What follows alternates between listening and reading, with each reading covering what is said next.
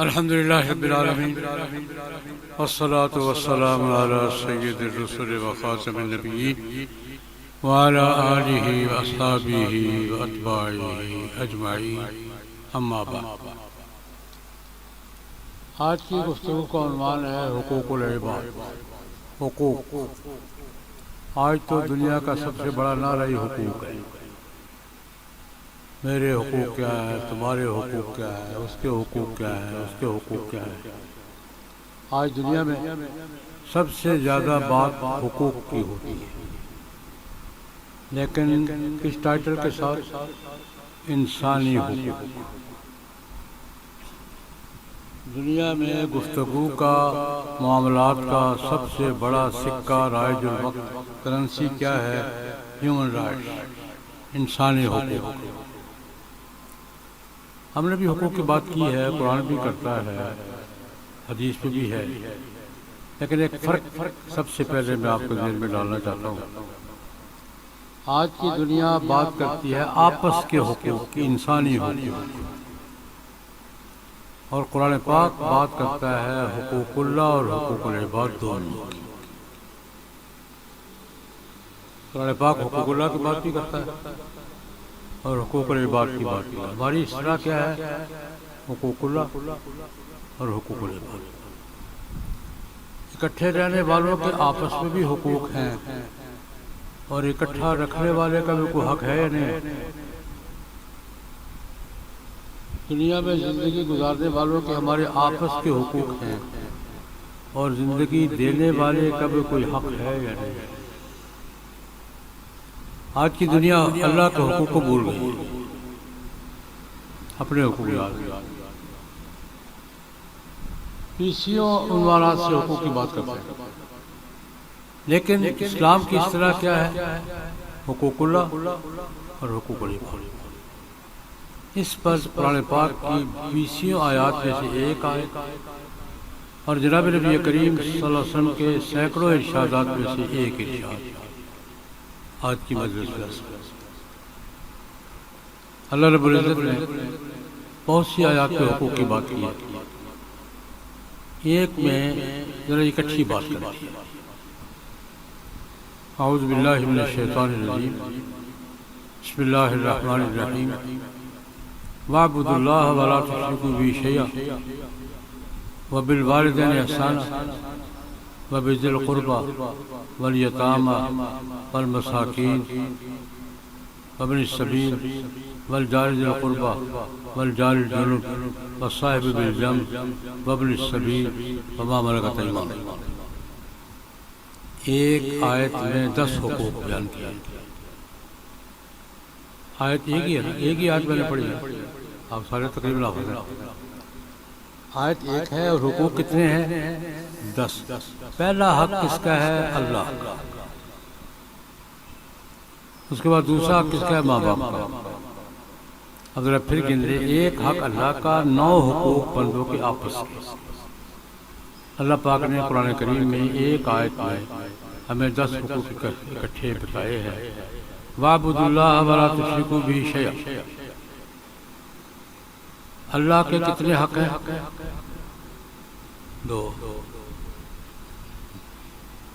حقوق اللہ کتنے ہیں؟ 2۔ ایک وَاعْبُدُوا اللَّهَ اور دوسرا وَلَا تُشْرِكُوا بِهِ شَيْئًا۔ اللہ کی عبادت کرنی ہے اور کسی کی نہیں کرنی۔ سادہ ترجمہ کرو، اللہ کی عبادت یہ آپشنل نہیں ہے کہ کریں یا نہ کریں، کرنی ہے۔ حق سمجھ میں آیا؟ اللہ کی بندگی آپشنل ہے یا لازمی ہے؟ یہ چاہو تو کر لیا، نہیں۔ پہلا حق کیا؟ اللہ کی عبادت کرنی، اور دوسرا کیا؟ اس کے ساتھ اور کسی کو شریک۔ یہ 2 حق کس کے ہیں؟ اس کے بعد کس کا ذکر ہے؟ وَبِالْوَالِدَيْنِ إِحْسَانًا، ماں باپ کے ساتھ حسن سلوک۔ حضرت عبداللہ بن عباس رضی اللہ تعالیٰ عنہ فرماتے ہیں کہ اللہ رب العزت نے کم از کم 3-4 مقام پر ماں باپ کا اپنے ساتھ ذکر کیا ہے۔ انشکر لی ولی والدیک، اور 3-4 مقامات پہ جہاں اللہ اپنا ذکر کیا نا، وہاں کس کا ذکر کیا؟ اللہ کے بعد سب سے زیادہ حق کس کا ہے؟ والدین کا۔ اس کی ایک حکمت ہے، ایک وجہ ہے۔ نعمت زندگی دینے والا کون ہے؟ زندگی دینے والا کون ہے؟ زندگی کا ذریعہ کون ہے؟ ہاں باپ۔ بھیجا کس نے ہے؟ کس کے ذریعے بھیجا ہے؟ ماں باپ کا۔ اس لیے اللہ کے بعد سب سے زیادہ حق کس کا ہے؟ وَاعْبُدُوا اللَّهَ وَلَا تُشْرِكُوا بِهِ شَيْئًا وَبِالْوَالِدَيْنِ إِحْسَانًا وَبِذِي الْقُرْبَىٰ، قریبی رشتہ داروں کے حقوق، والیتامیٰ، یتیموں کے حقوق، والمساکین، مسکین معاشرے کے ضرورت مند لوگ، وابن السبیل، مسافروں کے حقوق، والجار ذی القربى، وہ پڑوسی جو قریبی رشتہ دار بھی ہے، پڑوسی بھی ہے رشتہ دار بھی ہے، والجار الجنب، وہ جو پڑوسی ہے اور اجنبی ہے، رشتہ دار نہیں ہے، وہ جو پڑوسی بھی ہے اور رشتہ دار بھی ہے، اس کا حق ڈبل ہے۔ والجار الجنب، اور وہ پڑوسی جو اجنبی ہے۔ والصاحب بالجنب، صاحب بالجنب پہلو کا ساتھی، جس کو کلیگ کہتے ہیں، کلاس فیلو، روم میٹ، سفر کا ساتھی، کمرے کا ساتھی، سبق کا ساتھی، کلاس کا ساتھی، کلاس فیلو یا glass fellow? Class fellow, class fellow, roommate, یہ اس کا حق بھی ہے۔ والصاحب بالجنب والمسافر السبیل، رہا جاتا مسافر، اس کا بھی حق۔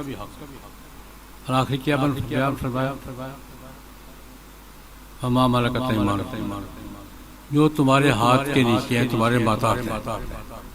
کسی زمانے میں غلام ہوا کرتے تھے، آج کل ملازم، نوکر، ملازم، مزدور، کسان، جو تمہارے ماتحت کام کرتے ہیں، ان سب کے تمہارے ذمہ حقوق ہیں۔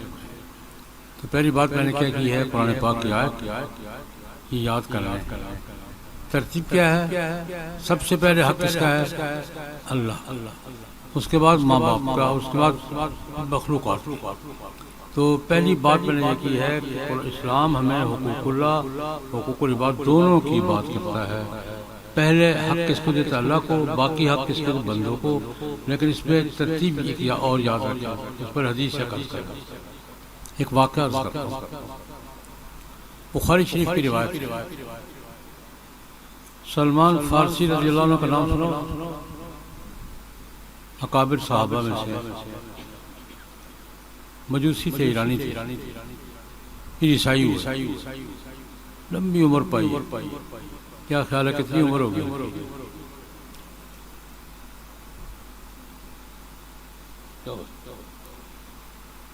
محدثین نے سب سے محتاط روایت 250 سال کی بیان کی ہے، 300 سال بھی لکھی ہے، 500 بھی لکھی ہے۔ حافظ ابن حجر کہتے ہیں سب سے محتاط روایت کیا تھی؟ 250 سال۔ او پرانا بابا تھا۔ جب یہ مسلمان ہوئے ہیں نا، یہ گھومتے گھامتے کہتے 10 مالک بولتا ہے میں نے، 10 مالکوں کا باری باری دوسروں کو آگے بھیج دیا، اس نے بھی آگے بھیج دیا۔ 10 مالک بتانے کے بعد اللہ نے یاوری کی، قسمت نے یاوری کی، مدینے کے یہودی نے خرید لیا منڈی سے۔ بعض کو بکنا مہنگا پڑتا ہے، بعض کو بکنا اچھا پڑتا ہے۔ مدینہ منورہ کے ایک یہودی خاندان نے خرید لیا، مدینہ لے آیا۔ ادھر سے یہ آئے، ادھر سے حضور ہجرت کر کے آ گئے۔ کیا خوش قسمتی تھی بھائی۔ ان کا غلام بننا فائدے میں ہوا نقصان میں ہوا؟ کتنا بڑا فائدہ. ادھر سے یہ پہنچے، ایک یہودی خاندان خرید کے لے آیا ان کو غلام سمجھ کے، ادھر سے ہجرت کر کے حضور تشریف لے آئے.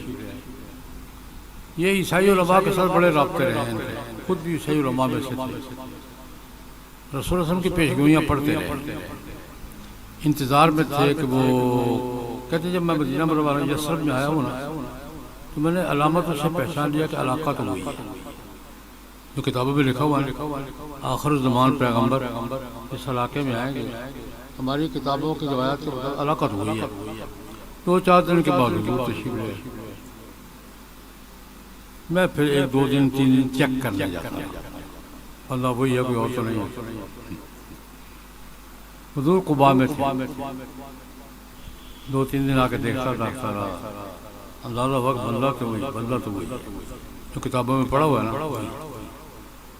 ایک دن میں کھجوریں لے کے آ گیا، حضور کو دی، جناب آپ کے لیے صدقہ ہے. حضور نے تقسیم کر. میں نے پڑھا ہوا تھا کہ وہ صدقہ خود نہیں کھائے،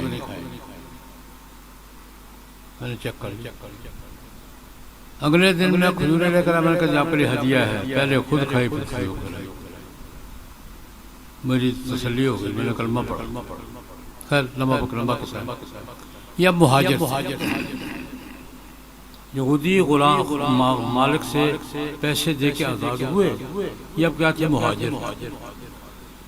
رسول اللہ صلی اللہ علیہ وسلم کا معمول مبارک یہ تھا کہ مہاجر جب آتے تھے نا تو مہاجرین کو سنبھالنے کے لیے کیا بندوبست کیا تھا، ایک مہاجر کو ایک انصاری فیملی کے حوالے کر دیا، یہ تمہارے کھاتے میں تمہارا بھائی، آسانی سے سنبھالے گئے. پھر ایک کیمپ لگانے کے بعد کچھ کرنے کے، ایک مہاجر ہے اس کو ایک انصاری خاندان کے حوالے سنبھالو بھائی، بڑی آسانی سے سینکڑوں مہاجرین سنبھالے. یا مہاجر ان کو بھائی بنایا حضرت ابو الدرداء رضی اللہ عنہ. وہ صوفی مزاج بزرگ تھے، یہ بابا جہاں دیدہ بابا 200 سال کی عمر تو ہو گئی تھی اس کی، سرد و گرم چشیدہ. اب حضور نے ابو الدرداء تمہارے بھائی جان لے جاؤ سوالو، ٹھیک ہے کر لے گئے. اب بخاری کی روایت کا ترجمہ کرتا ہے، گھر گئے بابا جی نے، اب بھائی کا گھر ہے نا، بھائی بھی چھوٹا، بھائی کا گھر، بھائی بھی چھوٹا گھر کا ماحول دیکھا تو عجیب سا لگا. گھر ہو نا میاں بیوی ہو تو گھر بتاتا ہے کہ میاں بیوی رہتے ہیں،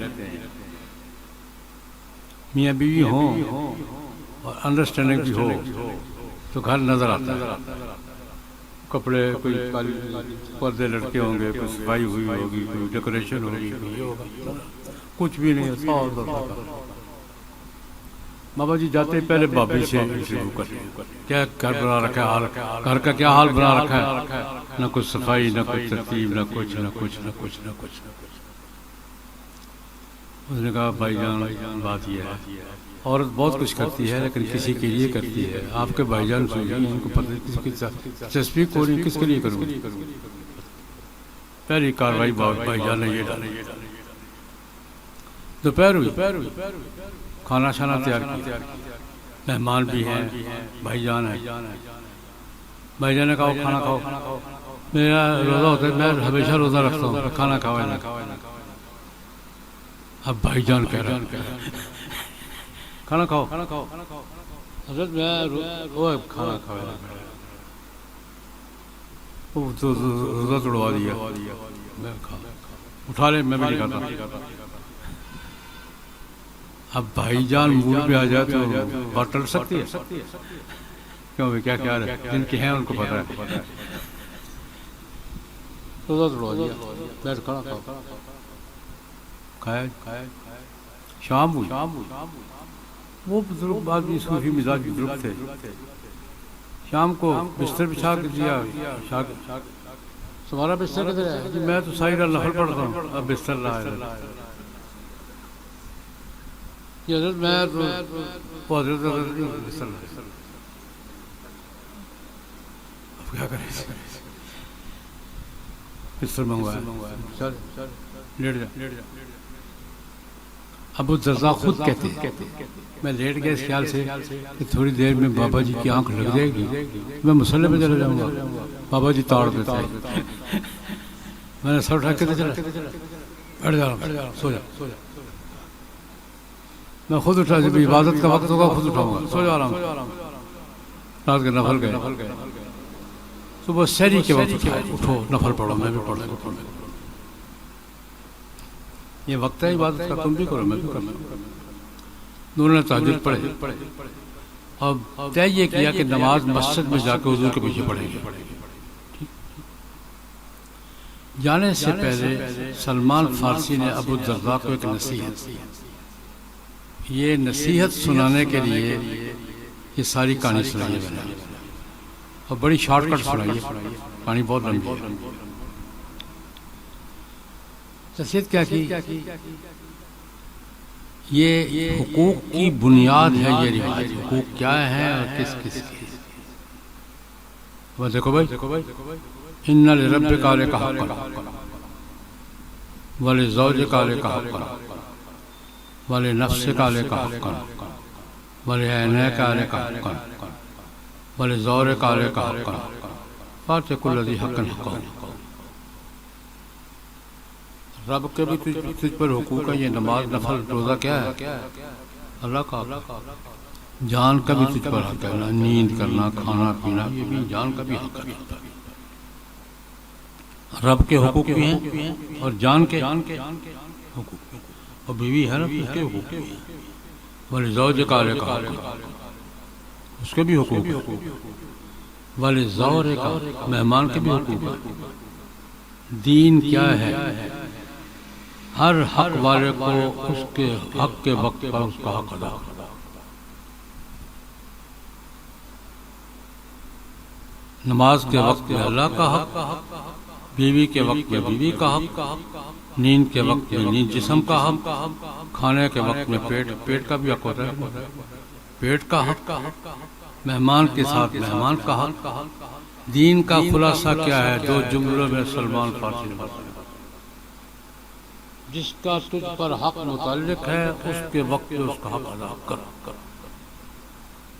اللہ کے وقت میں اللہ کا حق, نیند کے وقت میں جان کا حق, بیوی کے وقت میں بیوی کا حق, مہمان کے وقت میں مہمان کا حق. فاتح کل ذی حق حقہ ہر حق والے کو اس کے وقت پر اس کا حق ادا کرو. یہ ہے دین. یہ نصیحت کی. مسجد میں چلے گئے. مسجد میں جب پہنچے نماز پڑھی تو جناب نبی کریم صلی اللہ علیہ وسلم کا معمول تھا صبح نماز کے بعد چاش تک بیٹھتے. کوئی باقاعدہ درس نہیں ہوتا تھا, کھلی مجلس ہوتی تھی. کبھی کسی سے مسئلہ پوچھ لیا, کسی کو واقعہ بتا دیا, کسی نے خواب سنا دیا. اس کو کھلی کچہری کہتے ہیں. روزانہ لگتی تھی, بلا ناغہ لگتی تھی. نماز سے لے کر اشراق تک کتنا وقت ہوتا ہے؟ اول وقت میں پڑھ لے تو گھنٹہ سوا گھنٹہ ہوتا ہے, آدھا پونا گھنٹہ تو ہوتا ہی ہے. یہ مجلس لگتی تھی. حضور نے دیکھا آئے دونوں بھائی. ابو الدرداء جی یا رسول اللہ بلا لیجیے. بھائی جان کیسے پائے؟ بھائی جان کو لے گئے تھے, کوئی طبیعت سیٹ ہوئی, کوئی بھائی جان کیسے پائے؟ وہ بھرے بیٹھے تھے, ساری کاروائی ساری کارگزاری کل دوپہر سے لے کر اب تک کی ساری. بخاری شریف کی روایت میں ہے نبی کریم صلی اللہ علیہ وسلم نے ساری کارگزاری سن کر ایک جملہ مسکرائے, فتبسم رسول اللہ وقال صدق سلمان. تھوڑا سا مسکرائے, بابا جی کی کاروائی پر. فرمایا سلمان نے صحیح کہا ہے, سلمان نے صحیح کیا. صدقہ کا معنی کیا بھی ہے, صدقہ کا معنی کہا بھی. سلمان نے جو کیا ہے اور سلمان نے جو کہا ہے ٹھیک کہا ہے. تو یہ روایت بیان کر کے میں عرض کیا کرتا ہوں کہ اسلام میں حقوق کا معیار قرآن پاک کی آیت ہے اور سلمان فارسی کا یہ واقعہ بخاری شریف کی روایت، یہ نہیں کالذین نسوا اللہ فانساہم انفسہم، خدا کو بھول ہی جاؤ، یا خدا کی عبادت پڑھ کر بندوں کو بھول جاؤ. لا رہبانیۃ فی الاسلام، اللہ کے حقوق بھی پورے کرو اور بندوں کے حقوق بھی پورے کرو. دونوں کے اپنے اپنے وقت میں حقوق پورے کرنے کا نام کیا ہے؟ اسلام ہے. یہ دین ہے اور یہ حقوق کا اسلامی تصور ہے. اللہ پاک ہم سب کو عمل کی توفیق عطا فرمائے. اللہم صلی اللہ علیہ وسلم. نستغفرک ربنا من کل ذنب ونتوب الیک. نستغفرک ربنا من کل ذنب.